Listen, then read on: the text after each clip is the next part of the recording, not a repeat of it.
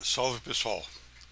Vamos então iniciar a nossa terceira aula a respeito dessa nova energia eletromagnética. Como nós sabemos, o eletromagnetismo é a energia fundamental.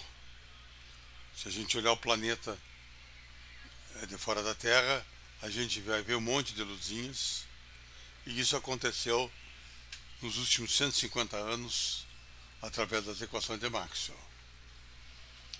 Então, a exploração do eletromagnetismo, ela é, vamos chamar assim, magnetizante, porque ali tem todo um fermento, uma história constituída, a qual nós queremos não apenas aprender, mas também ir à frente.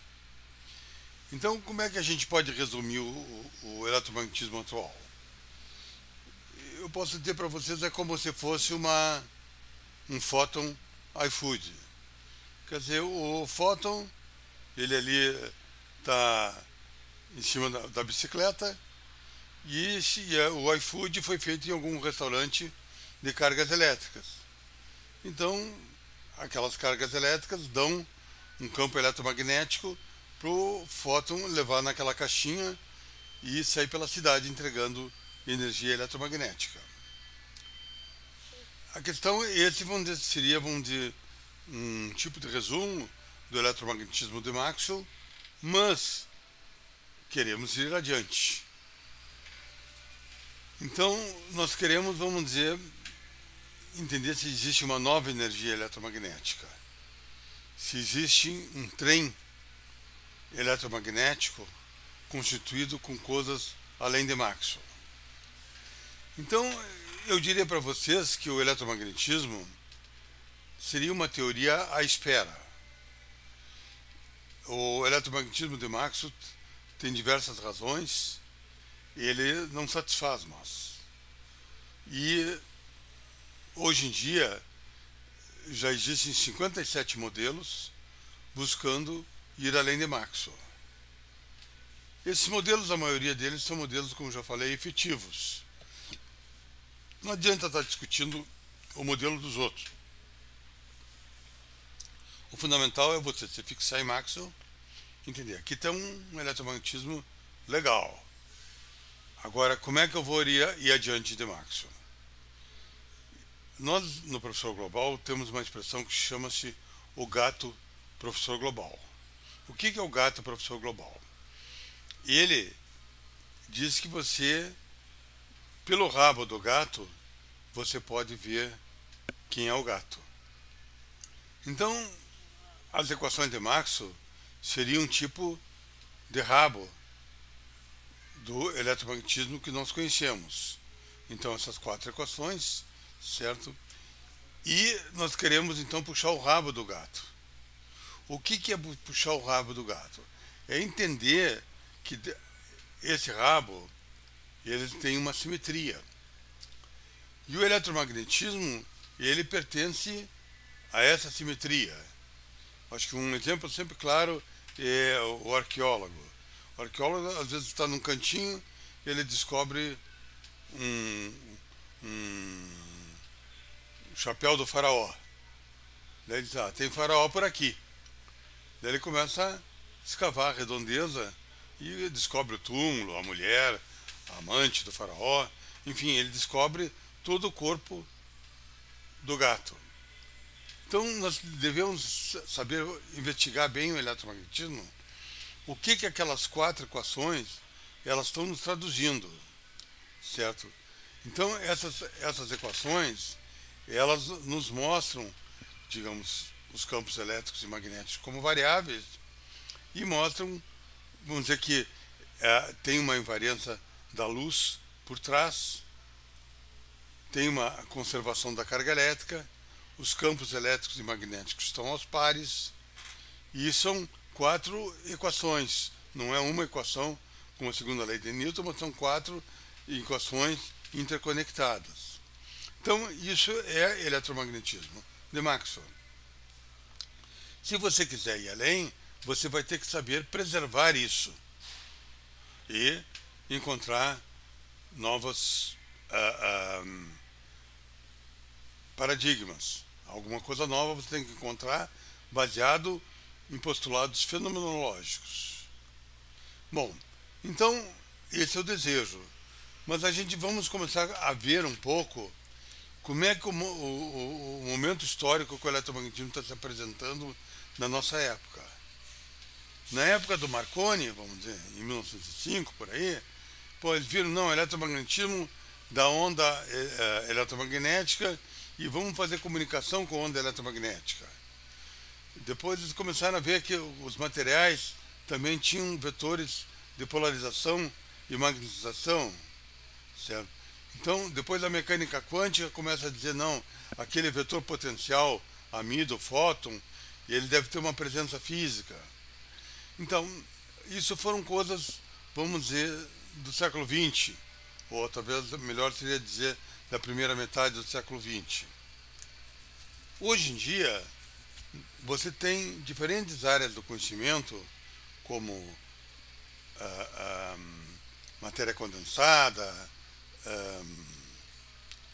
astrofísica e assim por diante, requerendo não linearidade, certo? Então, a não linearidade se tornou uma necessidade premente do eletromagnetismo.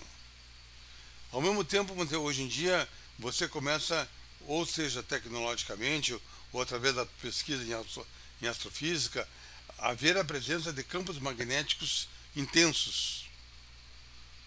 Então, esses campos eletromagnéticos intensos também estão necessitando de uma nova maneira de ver o eletromagnetismo. Aquela luz, vamos dizer que era uma luz passiva vinda do Maxwell, como consequência da oscilação de cargas elétricas, e também aquela que vem do universo tardio vinda do Big Bang. Então, a luz que apresenta-se no modelo padrão, certo? Depois da quebra espontânea de simetria, elas não são luz, não é uma luz que a gente poderia chamar primitiva, primordial. Então, provavelmente existe uma luz primordial eletromagnética que ainda nos falta entender. Então, por exemplo, hoje em dia já existe bastante pesquisa tentando trazer um revival do espalhamento Bright-Wheeler, que foi feito em 1934. A partir de 1921, 24, com o efeito Compton, o pessoal diz, bom, se o fóton espalha com o elétron, o fóton deve espalhar com o fóton. Então, a partir de 24, 26, somente na União Soviética, Vasilov e outros, começaram a explorar muito essa questão do espalhamento fóton-fóton. O LHC agora, em 2017, ele faz o estudo do espalhamento fóton-fóton, com a figura aí que nós estamos vendo. Então, o LHC sempre é muito esperto. É esperto que ele gosta de ficar na mídia e ele diz que faz tudo. Então, mas ele esconde uma coisa que é fundamental. Se um evento é construído a tri-level, a nível árvore, ou a nível loop. Então, o espalhamento fóton-fóton que o LHC mostra é esse espalhamento aí de fóton com elétrons virtuais. Então, não é um espalhamento fóton-fóton puro. É um espalhamento que tem que ter embutido a carga elétrica, a constante de estrutura fina.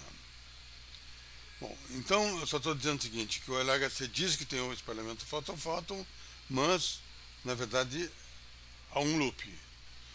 O LHC também diz que descobre o Higgs, mas nunca ele faz uma interação do Higgs a tri-level, sempre através de decaimentos, enfim, também usando a noção de loop. Mas quando uma teoria não é bem ainda esclarecida, as pessoas jogam para debaixo do tapete essa questão de fazer a interação via loop e não via direta. Em palavras simples, quando você tem uma namorada, se você gosta dela, você vai querer dar o quê? Beijo na boca, direto. Ninguém vai querer ficar indiretamente você pede para um amigo teu dar um beijo nela, entende? Não, você vai lá. Então, para uma teoria ser física, ela tem que ter interação a nível árvore. Certo?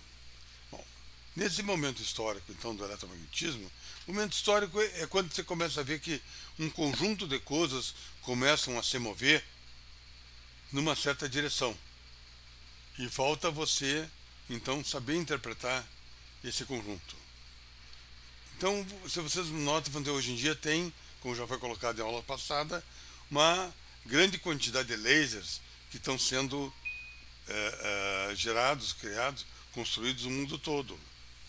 Agora vai ter lasers de terahertz. Então, o que é um laser? O laser, diferente do LHC, ele faz o fóton interagir com o fóton sem estar com outras partículas, com próton, com quark, o que for. É um espalhamento limpo. Então, muita coisa vai haver ver sobre propriedades do fóton a partir de lasers. Se você quer ser aquele cara chato, você pode dizer, olha, o modelo padrão também não traz a interação fóton com Z0. Por quê? Porque o fóton com Z0 é uma interação neutra. E toda essa QED, tudo que a gente tem que ter a carga elétrica, ou diretamente, ou como está desenhado aí, indiretamente a nível loop. A outro aspecto a entender é que nós estamos também numa época que está começando a aparecer luz liquefeita, enfim, novos estados de luz estão começando a ser apresentados, e toda essa estrutura, como eu falei, começa a formar um conjunto. E esse conjunto que a gente chama um momento histórico do eletromagnetismo, além de Maxwell.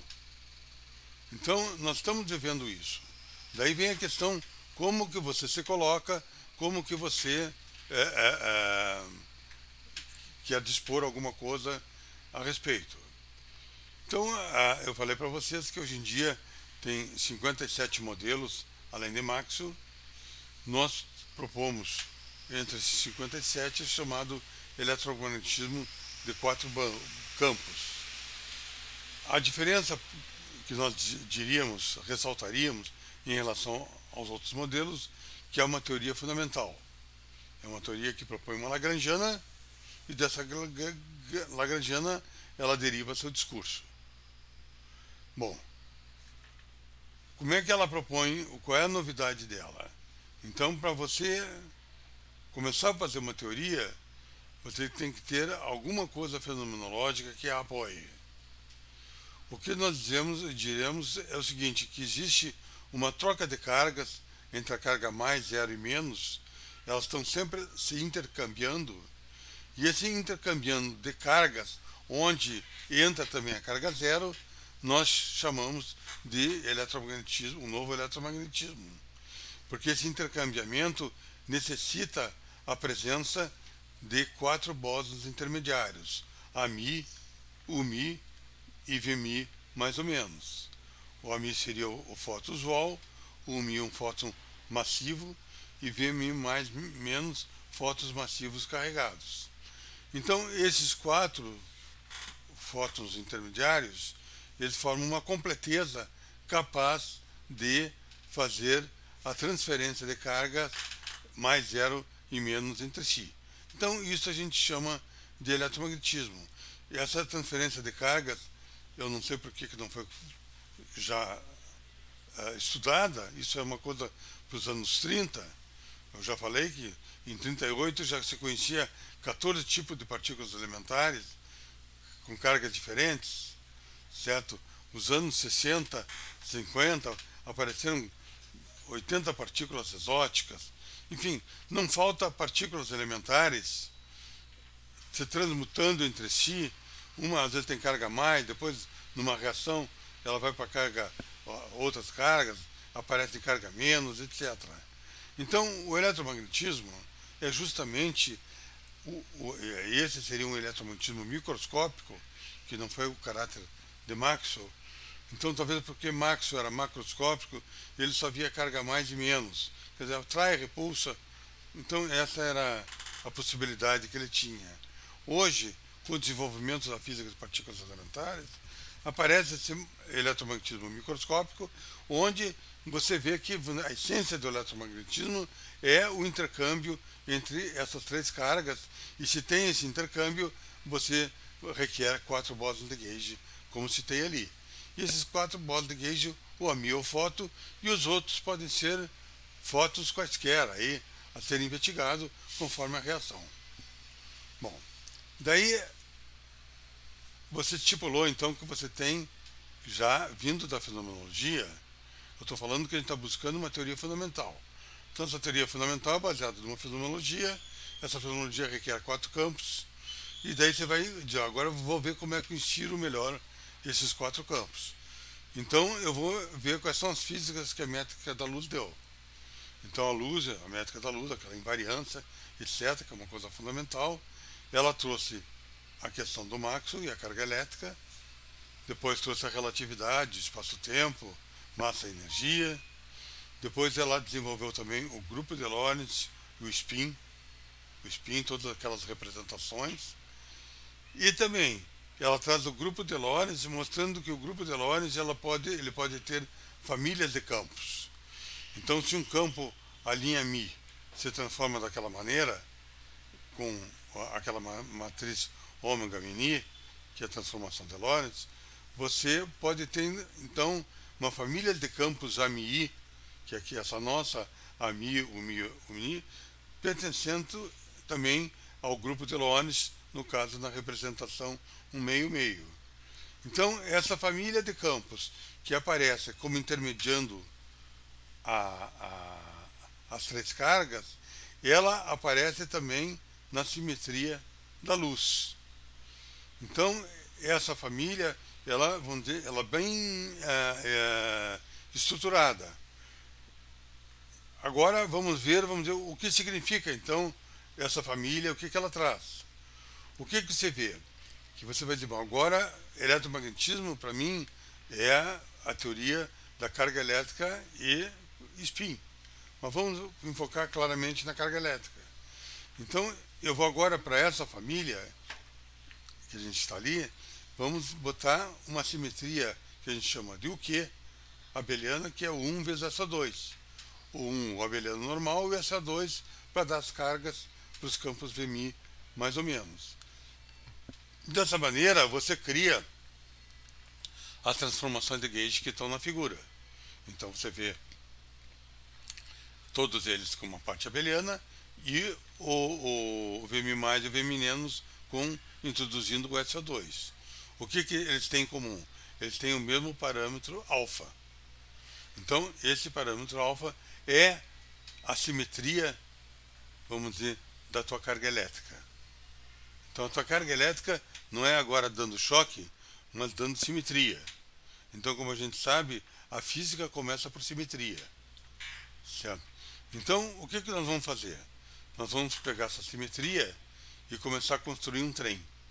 Um novo trem eletromagnético. Então, ele vai ser baseado nesses 4 campos. O que significa a presença desses 4 campos? Significa que aquele fóton iFood, ele agora vai ter que dividir a transmissão da energia eletromagnética com outros campos, certo? Ou existem outros bósons intermediários da energia eletromagnética. Então, isso é uma coisa que, na minha opinião, é óbvia microscopicamente. Óbvia. Assim, se vocês não entenderam até agora, procurem entender ou dizer que está errado, mas para mim, vamos dizer, quando você tem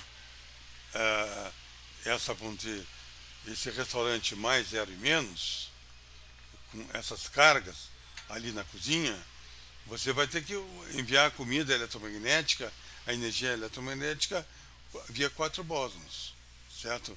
Via esse trem. Em vez de uma bicicleta iFood, um trem eletromagnético. E qual o objetivo desse trem? O objetivo desse trem é de não. Existe uma nova energia eletromagnética, não é o fóton, não sei o que lá, é uma nova energia eletromagnética, e esse trem vai fazer uma viagem desde as equações de Maxwell até a fotônica, até trazer fótons autointeragentes. Então, esse trem ele vai passar por 7 estações, começando por Maxwell, depois você pode uma visão sistêmica, depois você pode dizer que tem a estação não linear, depois pode dizer que tem uma estação neutra, depois você pode dizer que tem uma estação da espintrônica, depois a fotônica e depois a eletrofraca.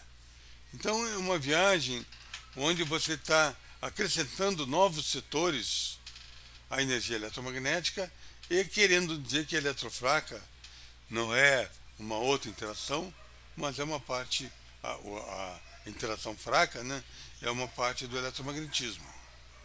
Bom, então você tem um trem.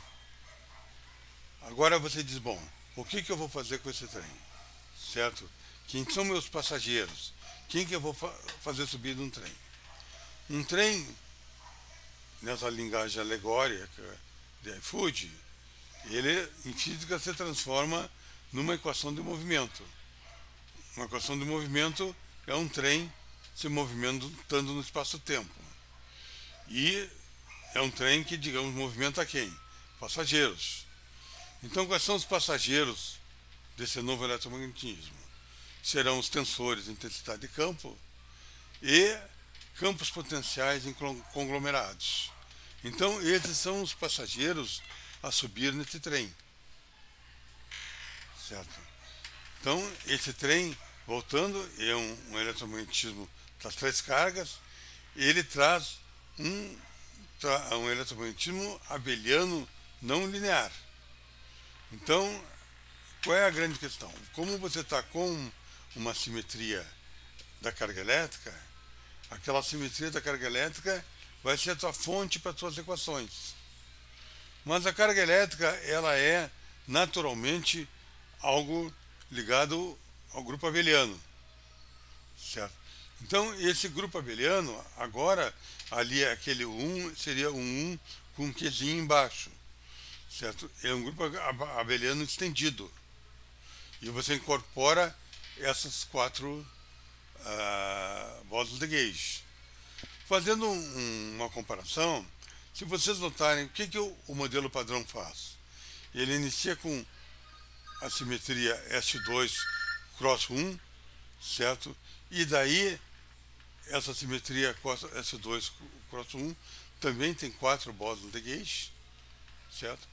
Só que, digamos, ele diz, não, no início esses bósons de gauge são não físicos, só depois da quebra espontânea que eles se transformam no fóton, no Z0 e no W mais ou menos. Daí, então, eu só que estou querendo dizer o seguinte, o modelo padrão faz toda uma volta para acabar numa teoria abeliana que ele chama de U1 eletromagnético. Aqui, você diz, não, eu começo já com um U1, um Qzinho, ali que faltou, é eletromagnético, e com aquelas transformações que a gente mostrou de gauge, eu vou começar a mostrar minha teoria, certo? Bom, então, na tua teoria, você começa a ter a tua equação de movimento. A tua equação de movimento é o trem, aquele trem se movimentando. Então, o que ele está movimentando? E vocês notam o seguinte, que tem um de Ronde, um F mais um E, igual a um G vezes o F mais o A vezes o A. Aquele G tilde e aquele tilde. Então, o que acontece? O F seria os observáveis granulares. O E pequeno seriam os observáveis coletivos. E o lado direito está mostrando a não linearidade. Então, você nota que você conseguiu fazer a teoria mais simples não linear. Ela não é abeliana, ela é abeliana e não linear. Essa é a teoria mais simples que tem na física. Então, esse seria o trem, vamos dizer, que estaria gastando menos gasolina. É o trem mais simples de andar. Só que, digamos, ele tem ali o F e tem o E, que são os observáveis, são os passageiros do trem.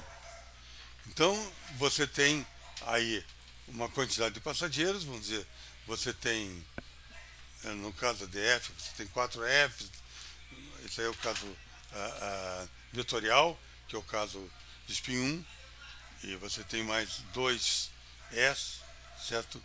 Enfim, você tem passageiros. Agora, você também tem, ali não está bem escrito, tem o trem que a gente chamaria escalar. Seriam os fótons spin 0. Então, ele tem novamente o mesmo tipo de equação. Só que agora, em vez do F, você tem um outro tensor, que é o S, que é um tensor simétrico. E aqueles E's também são E's simétricos. Então, você está notando que esse teu trem, na verdade, você tem 2 trens. Um com a turma de spin 1 e outro com passageiros de spin 0. São 2 trens, 2 equações inteiramente diferentes e carregando passageiros inteiramente diferentes. Essa é a riqueza do Ford-Boston eletromagnetismo. Que ele diz, não, você, a partir de primeiros princípios da relatividade, você tem que incorporar a existência de spin 0 e não descartar.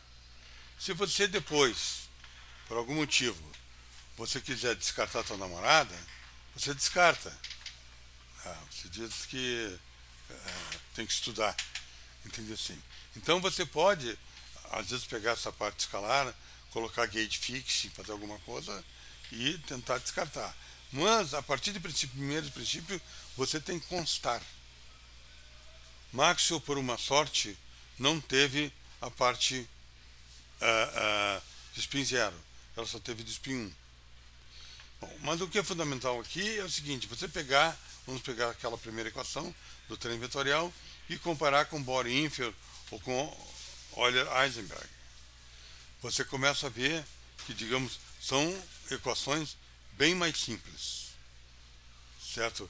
Bem mais simples, ou tremendamente simples, vamos dizer, para você tentar estudar e ver o que está acontecendo.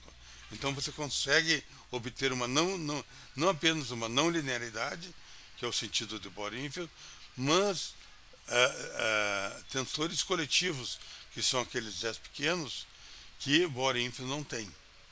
E esses tensores coletivos, como já falei em aulas anteriores, eles representam a polarização e a magnetização. Então ali você olhando, você além de ter a polarização e a magnetização através do E pequeno, a partir de primeiros princípios, você tem elas não lineares. Bom, agora esse seria o bojo da nossa teoria. Agora a questão então, agora você diz, bom, agora eu quero estudar eletromagnetismo de uma maneira vetorial. Ver qual é a lei de Gauss, ver qual é toda a turma que tem isso aí. Entendeu assim? Explicitamente, não em termos de Mini, mas em termos de vetores e escalares. Então, vamos reescrevendo os tensores de intensidade de campo, como F mini, que é dado por dmi menos dni. Você tem aquela expressão ali do campo elétrico dado por F0i e do campo magnético também dado a partir do FJK. Então, nesse mesmo estilo, você estaria estudando os campos coletivos. Então, os campos coletivos, que são, como eu disse para vocês, a gente está com uma teoria que a teoria da carga elétrica, ela forma um conjunto. O eletromagnetismo é a teoria do conjunto formado pela carga elétrica, certo? Então, esse conjunto formado pela carga elétrica, ele combina os campos. Então, é natural que apareçam os campos também combinados. Então, esse EA pequeno, ele tem ali, a gente chama de EAU. Então, é um campo coletivo que junta o fóton sem massa e o fóton massivo. E eles combinam e formam aquele campo ali, que é igual a um E12 que é uma constante, vezes os dois campos, o φA e U, e menos o φ escalar do U com A. Então deu para vocês compreenderem que formou-se agora vetorialmente um campo coletivo elétrico, e no lado direito se forma da mesma maneira um campo magnético com o produto entre A com U, vetorial. Então o que é importante é que vocês começam a entender vetorialmente como é que começam a existir a combinação de campos. Da mesma maneira, você teria o setor simétrico com aquela origem de um S mini de Mi mais de Mi, e eles vão ter então as três divisões, que são o S alfa alfa, que é o escalar, o S0i, certo? E o SJ, certo? Então, esses tensores, eles vão formar outros tensores, vão na hora de você olhar esses tensores, vocês vai ter também tensores coletivos simétricos, como aquele epsilon mini 1, 2, que é 1, 2, que é o coeficiente, a Mi vezes o Mi. Então, isso aí vai dar, traduzindo para a forma vetorial, um S alfa alfa, AA, A alfa alfa, um S AA, que é juntando a autointeração, vamos dizer, do fóton, tá? Dá o fóton EU1 vezes, que é um coeficiente, vezes o φ de A, o A. E o S de cisalhamento, que também dá EI11 AI AJ. O que esse tensor coletivo está dizendo? Nada ou tudo. E ele está mostrando o quê? A presença de fótons autointeragentes. Então, você nota aí que os fótons estão autointeragindo, por isso aí, através dessa constante E11. Aparece nos três. Então, o fóton escalar interagindo com o escalar, e os outros também com essa mesma constante. Então, você começa a dizer, bom, eu estou vendo uma coisa para o espalhamento do Bright-Wheeler. Então, isso aí não existia, vamos chamar assim, em 1934. E aqui você está começando a ter uma nova presença eletromagnética de fótons autointeragentes. Essa é uma grande riqueza, porque os fótons, eles são esperados serem invariantes, aquela invariância, né, de Lorentz. Eles são esperados serem ubíquos, interagirem com todo mundo, e autointeragentes. Então, a invariância foi o início de tudo, a autointeragente está aparecendo aqui agora explicitamente. Então, o fóton, nós estamos à procura de um fóton além de Maxwell. Nós dizemos que o fóton de Maxwell é passivo, o fóton do modelo padrão, ele não é primordial, e você agora aqui está com esse tipo de fóton surgindo. Compreendido? Bom, então, você diz, bom, agora daqui eu passo para uma lagrangiana, tem todo aquele estudo, aquele mecanismo de gauge, de teoria de gauge que a gente conhece, daí se tira todas as equações do movimento, agora vamos transformar isso na forma vetorial. Então eu vou pegar, claro que você teria a equação do fóton vetorial, do fóton com massa vetorial, do fóton descarregado vetorial. Por uma questão de síntese, nós só vamos estudar aqui o fóton vetorial. Então você pega ali a primeira equação, isso tirando de Euler-Lagrange. Você vê que esse fóton vetorial, ele tem o fóton EA, que é o granular, mais aquele termo ali, E pequeno AU, mais E mais ou menos. O que está mostrando? Olhando a equação, que os campos coletivos estão justamente na polarização e magnetização. Então você não precisa inventar nenhum vetor D, vetor H, etc. Não, isso aí veio diretamente da tua lagrangiana, de uma lagrangiana escrita a partir de 4 bósons vetoriais. E o lado direito, como a gente já tinha dito, é uma parte não linear. Então você vê esse lado direito, vamos dizer, sempre uma composição de um campo, um tensor de intensidade de campo granular ou coletivo, às vezes um campo potencial. Então você tem ali toda essa possibilidade nova que aparece, certo? Da mesma maneira, você vê a outra equação, que é a do rotacional, né? a de Ampère. Você vê também agora o campo magnético, novamente a presença de campos coletivos, onde seria a magnetização, o campo elétrico também ali, e uma corrente que também é não linear. Então você tem uma corrente não linear, etc. Legal. Isso aí, para aqueles que gostam de fazer perguntas, é importante fazer essa comparação com os outros modelos. O que os outros modelos oferecem?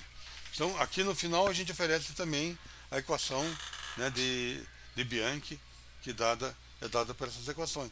Então você tem que fazer uma comparação com os outros modelos. Isso aí é mais simples, isso aí é mais fenomenológico, o que tem de bom e o que tem de ruim. Vamos dizer, eu não vou estar aqui fazendo propaganda de modelo. Apenas estou querendo dizer o seguinte: isso aí é uma teoria fundamental. Disso não abro mão. Física teórica não é fazer 60 papers. Física teórica é fazer um paper.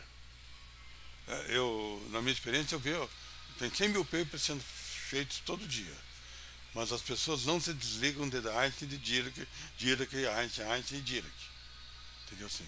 Agora disseram que ia botar a goela modelo padrão. Então, Einstein, Dirac, modelo padrão.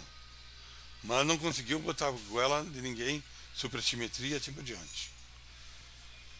Por quê? Porque você está sempre buscando uma física fundamental. Então, dentro do escopo do seu tempo, que tipo de física fundamental é elaborada, ou que você, aos seus olhos, tem aceitação. Então, o que eu estou querendo dizer é que essas equações aí, para um fóton vetorial, são equações fundamentais. Da mesma maneira, teria as equações para o fóton escalar, certo? Você nota que agora aparece um S, né, um outro tensor, aparece, digamos, um S pequeno, os tensores de coletivos, com uma outra formação. Você nota que ali tem um S pequeno, alfa A, AA. O que é esse AA? É o fóton interagindo com o fóton. Entendeu? Então, fóton autointeligente. E no lado direito você começa a ter também uma fonte de autointeração. Se você olhar ali, você vai ter, vamos dizer, você pega ali aquele termo que seja, vamos dizer, E1. O terceiro termo tem o SA interagindo com o fóton A. Então você teria aí um termo trilinear de fótons autointeragentes. Então, a presença de fótons autointeragentes está explícita nessas equações. Ok? Bom, você também teria esse outro tipo de equação, né, escalar, agora com os tensores de cisalhamento,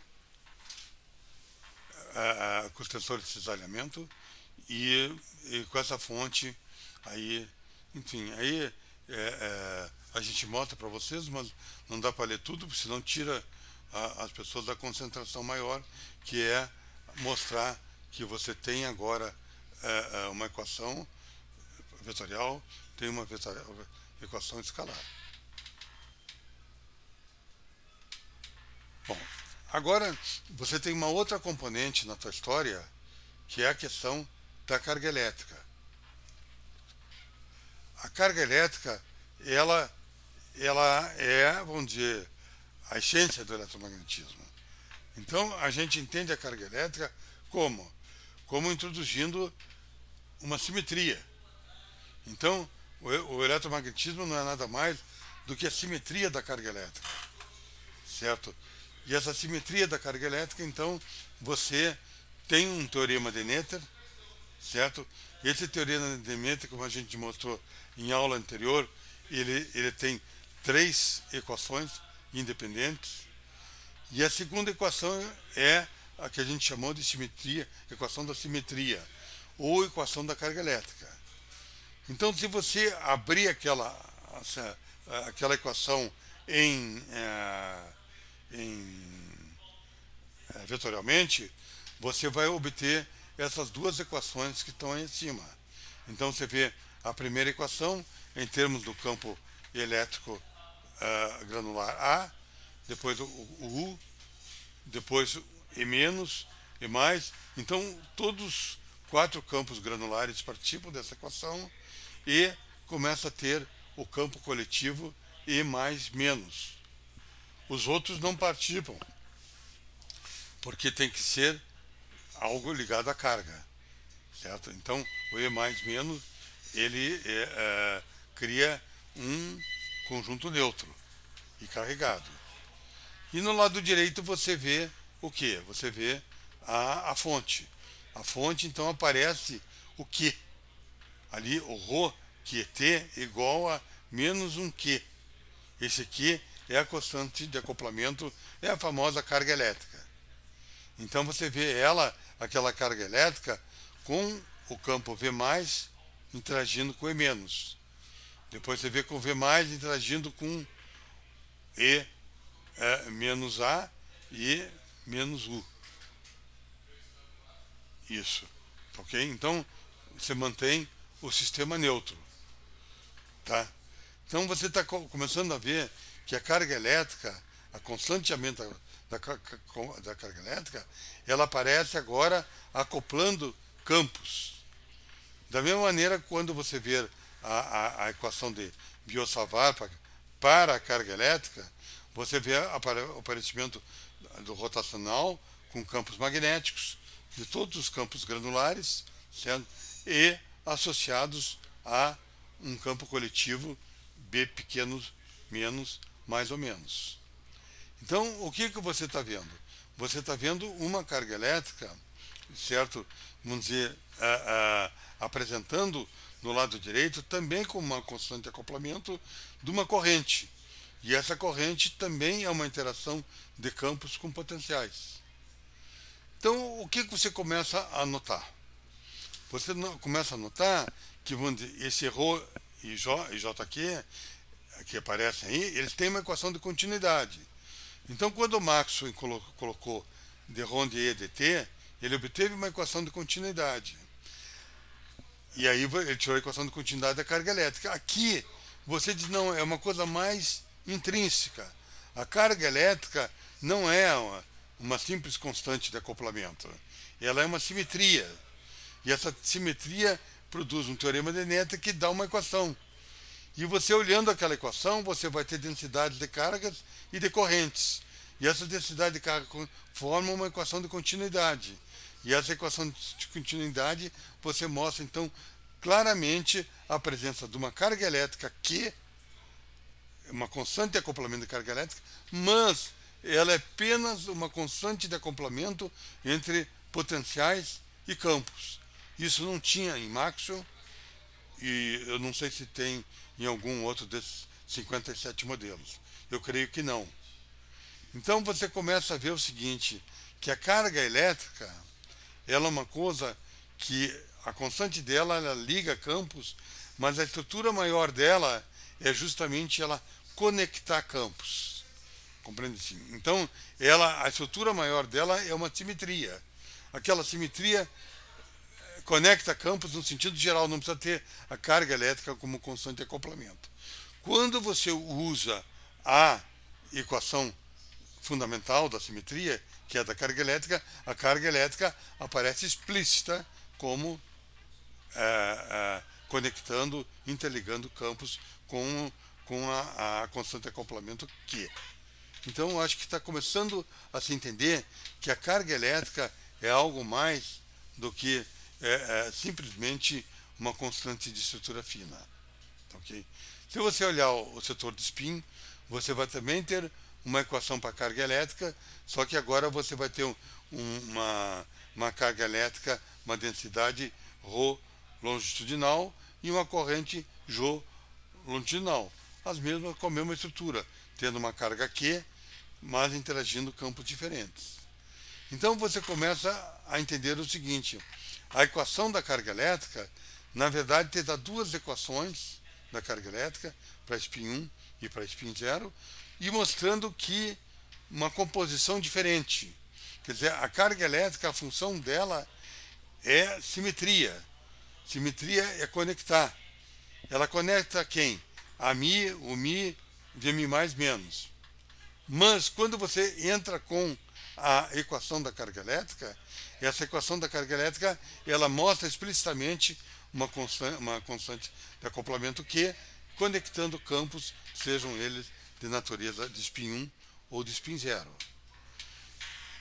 Bom, então o que eu estou querendo colocar para vocês é o seguinte, que a carga elétrica, ela, que é a nossa mater, vamos chamar assim, ela não está mais aqui vista como uma experiência de Millikan.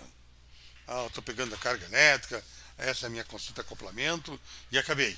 Então o pessoal tinha visto o elétron, tinha dominado a existência do elétron e tinha, bom, agora vamos ver qual é o valor real dessa carga elétrica, quanto isso aqui. Aqui a gente já parte, vamos dizer, isso foi em 1913, a gente já parte mais ou menos para 1918. O que acontece em 1918, 1915, aparece a senhorita Noether e começa a entender que a física, existe uma lei entre simetria e leis de conservação. Então aquela lei de conservação que o Maxwell botou com DADT na mão, etc., sagazmente, ele, agora você tem uma simetria. Então antes de você ver a tua lei de conservação, vai ver a tua simetria. Então o que a gente fez? A gente pegou e diz, olha, a minha fenomenologia, mais zero e menos, diz que tem que ter 4 campos. Esses 4 campos vão ter que ter uma simetria. Daí a simetria tem que ser abeliana para ter conservação da carga elétrica. Só que é uma abeliana estendida. Daí a gente foi para Noether. Daí o Noether diz, olha, tem uma lei da carga elétrica. Então você começa a ter na tua teoria, que a tua teoria, vamos dizer, é o conjunto, vamos dizer, eletromagnetismo seria o conjunto formado pela carga elétrica. Essa seria a nossa definição de eletromagnetismo. Então, é um conjunto de 4 campos, vamos dizer, formado pela carga elétrica. Então, esse conjunto, o primeiro tipo de equações que ele tem é você tirar o Euler-Lagrange. Então, minimação, etc., né? Euler-Lagrange. Depois ele diz, não, tem a simetria da carga elétrica para se colocar nesse conjunto. Daí, no estudo, também tem relações algébricas que surgem, que você tem 2 relações algébricas grandes que aparecem, que também te coloca, vamos dizer, no bolo. Então você está formando, vamos dizer, um bolo. Então tem equação de Euler-Lagrange, equação da carga elétrica, e identidades algébricas. Formando esse bolo, que bolo que começa a crescer?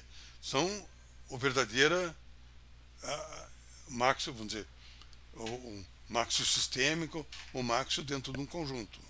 Quando a gente falava lá do gato, a gente dizia, bom, tem um rabo para ser puxado. E como é que você puxa o rabo? Buscando a simetria, buscando o caminho da carga elétrica. E aquele caminho da carga elétrica, o que te levou? Te levou a esse conjunto.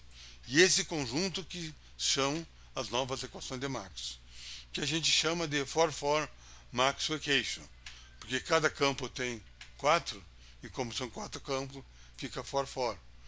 É o nome. Entende sim? Esses nomes sistêmicos, etc., são meio já gastos, né? Então vamos dizer que a gente tem agora um conjunto de 4-4 Maxwell Equations. Então, como eu digo, agora é uma misturada de tudo. É um bolo. Então vamos ver como é que fica a lei de Gauss, o spin 1. Eu estou olhando novamente só a equação do fóton. Então você tem agora Igualmente, você tinha, no caso do Euler-Lagrange, o fóton, o campo EA, depois tem a parte coletiva, E, o pequeno, e E mais menos. A parte do Euler-Lagrange não muda, não. Mas depois começam a aparecer, nesse bolo, novos ingredientes. O primeiro ingrediente que aparece é um termo de London. O termo de London é justamente, vamos dizer, quando você tem um campo, vamos dizer, tipo a-mi, ou o mi, seja o que for. Então você começa a ter esse tipo de campo. E esse campo a gente chama, pela tradição da física, termo de London. Então você começa a ter um termo LA de London. Depois você começa a ter termos também de conglomerados. Conglomerados, vamos dizer, então você tem os campos formando conglomerados. Então tem outro tipo de... Depois você começa a ter campos, vamos dizer, que são fontes, que é o Rho. O conglomerado seria o C. C, T porque é transversal, e A é porque é ligado à equação do fóton de spin 1. O Rho é uma densidade de campos. Então você vê essa densidade de campos, novamente, vamos dizer, o campo granular interagindo com o campo potencial, o coletivo com o campo potencial, e depois ali, acho que está um pouco mal batido, alguma coisa ali, não, está certo. Tem aqui um mais. Bom, depois tem o campo também E+, com o V- e E- com V+. Tudo bem. Então, isso aí são campos. A tua equação de movimento, ela teria um termo, vamos dizer, divergente, de propagação, teria campos onde os campos formam condensados, seja condensado de London, ou seja condensado de conglomerado. Então, isso a gente botou no lado esquerdo. O lado direito seriam as fontes. A primeira fonte que a gente colocou foi o Rho. Mas tem uma outra fonte que a gente chama de massa. E essa massa ali é dada pelos termos de massa que aparecem na Lagrangiana, do MU e do MV, certo? Associado a campos. E esses termos de massa, eles vão dizer, não são naquele sentido de massa inercial, mas são no sentido de massa de fonte. Então, é como fosse, vamos dizer assim, a massa agindo gravitacionalmente, se você quiser colocar, porque está atuando junto com o campo. Então, deu para vocês irem entendendo que a gente, vamos dizer, começa a ter agora, nesse bolo eletromagnético, ou nesse 4-4 equations, certo tipo de equações. Agora, tem a lei de Ampère para o spin 1, que é a mesma coisa que aconteceu anteriormente, evidentemente agora introduzindo um termo de London, um termo de conglomerado, massa e correntes como fontes externas. Então, é uma lei, digamos, não linear, certo? Onde você começa a mostrar como o campo começa a tomar mais presença. Eu sempre coloco que, vamos dizer, o próximo eletromagnetismo, dentro desse 57, uma credencial dele, além de justificar a necessidade de Maxwell, é entrar na história do eletromagnetismo, que é um eletromagnetismo onde o campo gera campo. Então, o campo, vamos dizer, ali, nesses termos de London e nesses termos de conglomerados, o campo, eles estão formando conglomerados, e conglomerados tipo massa, certo? E no lado direito, a massa, ela aparece como uma massa interativa, uma massa, vamos chamar, entre parênteses, gravitacional, que está ligada, essa massa, com um campo U barra, V barra, e assim por diante. Então, a gente começa a compreender que essas são as novas leis de Ampère e lei de Gauss. Então, esse seria, vamos dizer, um tipo de photon-hole equation. Entende assim? Então, o fóton agora, ele não é mais o fóton nem de Maxwell, nem de Euler-Lagrange. É um fóton daquele conjunto que foi formado, daquele conjunto que foi associado pela simetria da carga elétrica.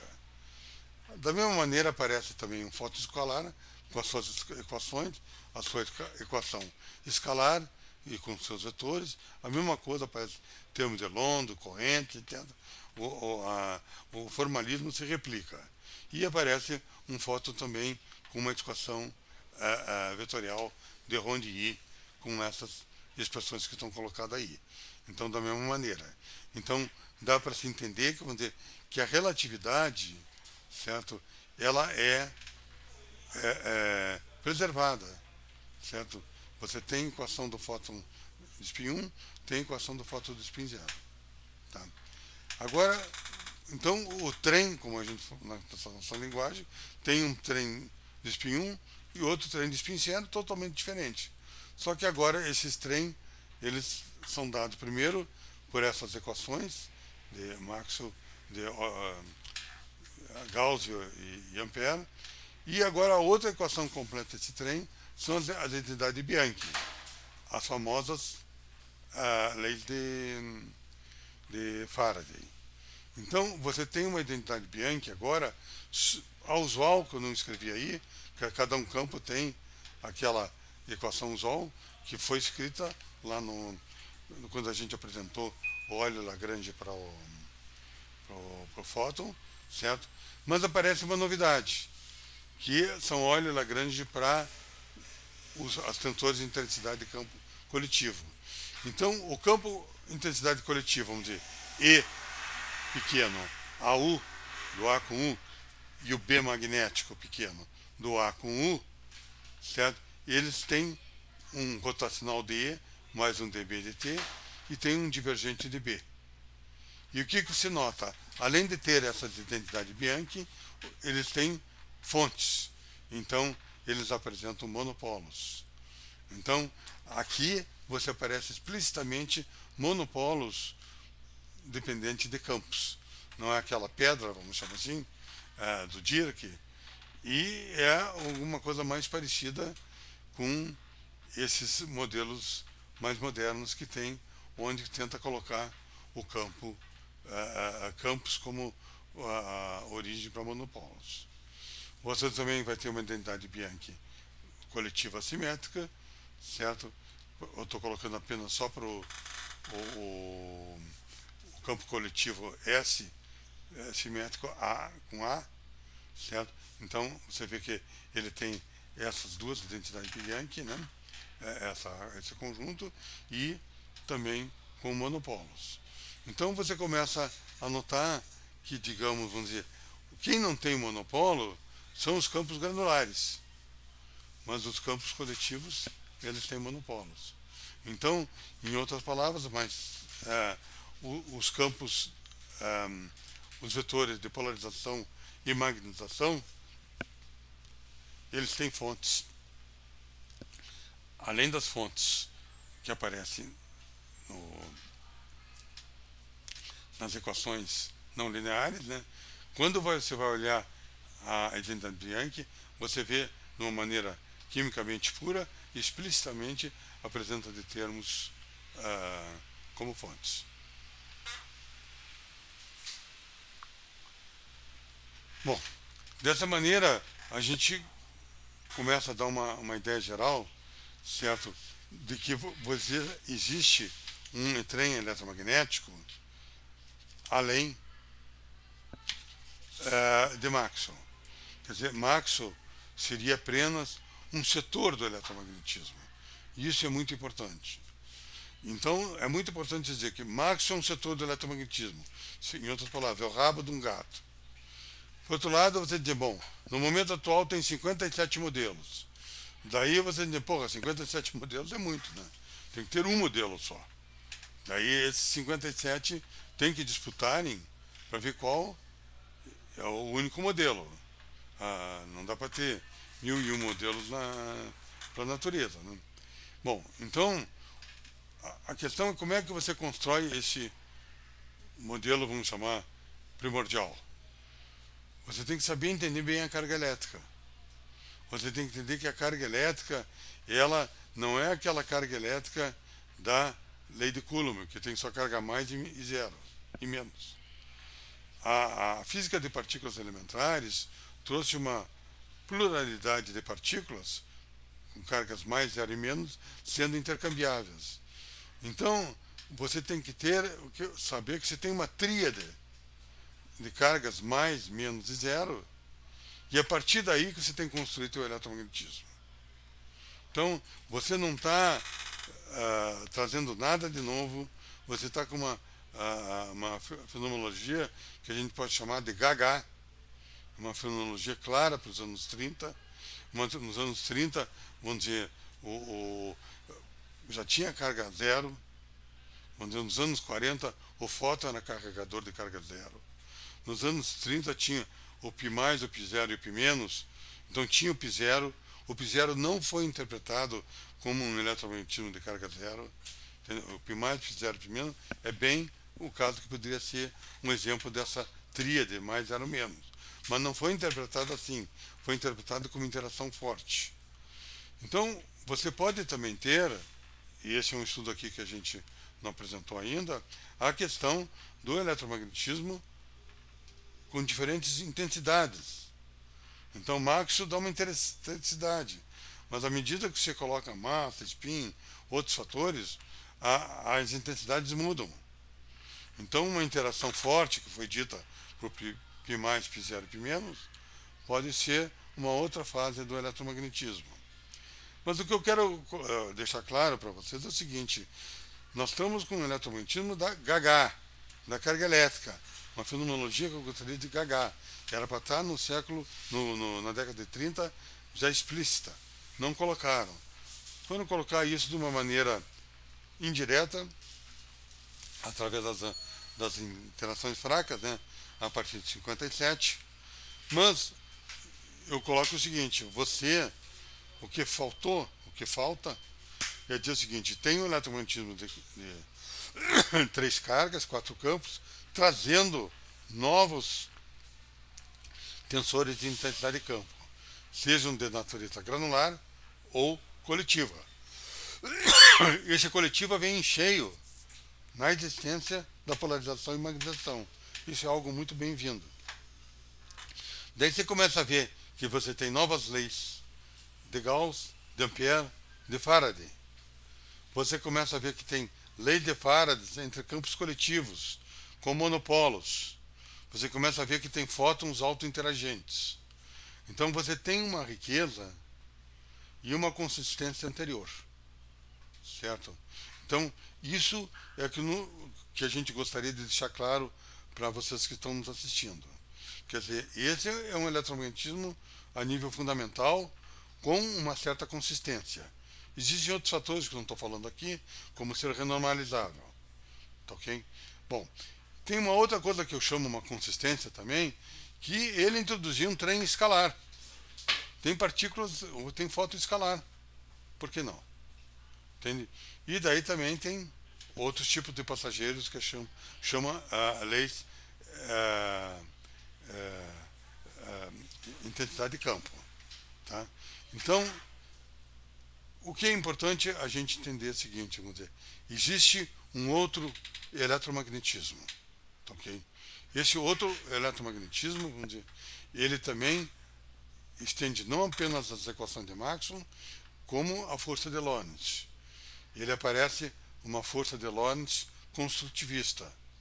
Ali, vamos dizer, a partir do tensor de energia-momento, da lei de conservação de μ, θ μ igual a Fν, está escrito errado ali, você deriva 3 tipos de forças: a força de Lorentz usual, uma força de massa e uma força de ambiental, environment.